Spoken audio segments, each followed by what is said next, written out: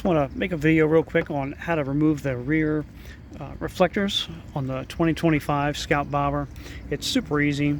On the back side, the one that hangs out of the back fender here, it's just held in by some 3M tape. So all I did was basically wiggle this back and forth a whole bunch of times, and it just kind of broke free and came out.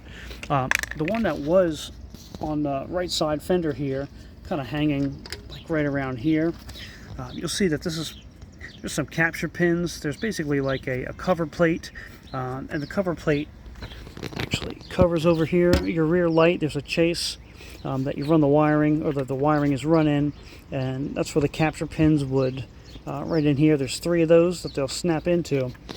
So what I'm going to do, I want to keep the cover plate for the wiring. I'm just going to go ahead and run a utility knife along the back side of this plastic cover, cut off this reflector here, and then I'm just going to pop this cover back on, and yeah, that's going to take care of that.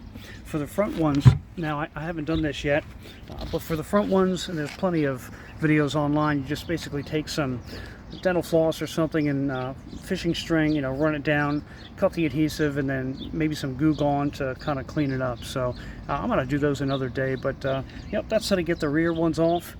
Pretty simple. I don't know, take 5 minutes and you're good to go.